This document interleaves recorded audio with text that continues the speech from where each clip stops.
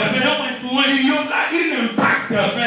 Aussi longtemps qu'il honore la lignée du révérend Malala, qu'à chaque fois il s'élèvera au nom du Dieu de son Père, le Saint-Esprit opérera, parce qu'on sait dans le monde spirituel qui est Malala. Dans le monde spirituel, un enfant ne peut pas entrer dans son propre nom.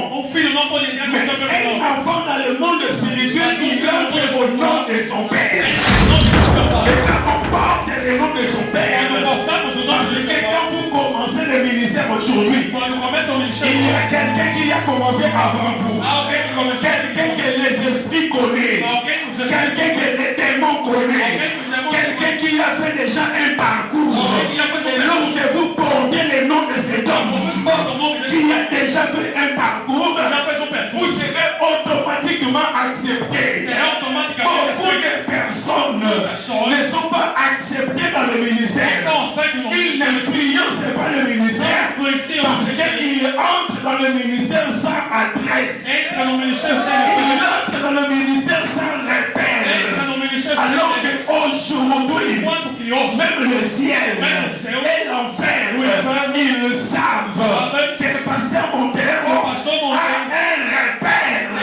Il a une adresse. Et quand il se lèvera, tous les années que cet homme a fait dans le ministère sera hypothéqué et entré directement dans son ministère. Il ne se lèvera pas seul. À la fois, il a le parcours de 2 ans. Il a le parcours de 3 ans. Mais si son père a le parcours de 30 ans dans le ministère, automatiquement, quand il cite le nom de son père, il a tous les années de son père. Oh, est-ce que quelqu'un me suit ici? Car on parlait de la consécration.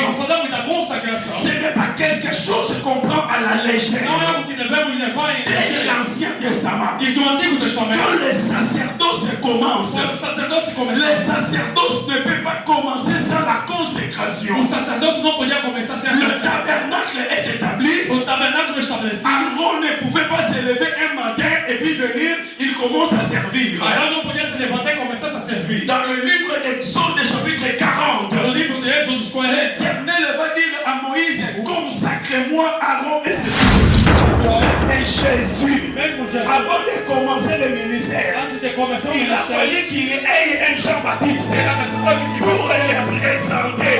Parce que vous ne commencez pas le ministère si on ne vous présente pas. On les imposait le main. On a imposé le main à Barnabas. On a imposé le main à Saoul. Suivez-moi bien, le problème, ce n'est pas d'imposer le main. Le problème, c'est l'impact que vous allez faire dans le ministère. Le même jour, Barnabas a été consacré. Mais après Actes des Apôtres, chapitre 14, on ne parlera plus de Barnabas, mais on parlera de Paul. Barnabas a été consacré, mais son ministère n'a jamais impacté. On n'a jamais parlé de son ministère, mais Paul a été consacré le même jour, mais son ministère, jusqu'aujourd'hui, nous parlons de Paul. Je prie que le Seigneur, dans ta génération, impacte ton ministère. Je prie le Seigneur que ton ministère ne soit pas stérile. Nous ne venons pas aujourd'hui pour consacrer un Barnabas, mais nous venons aujourd'hui pour consacrer un Paul. On peut commencer le même moment, mais vitesse, il y a ministère. Il y a Barnabas, et c'est différent, il y a vitesse à ministère. Il y a apôtre Paul. On est-ce que Paul nous voit dans les sacerdoces, l'homme qui s'élève, il est reconnu par les esprits. Tous les esprits reconnaissent cet homme. Et quand on reçoit l'onction sacerdotale, on est capable de libérer, on est capable de délivrer, on est capable de prendre les captifs et de les ramener à l'obéissance de Jésus-Christ à cause de l'onction sacerdotale. Je dis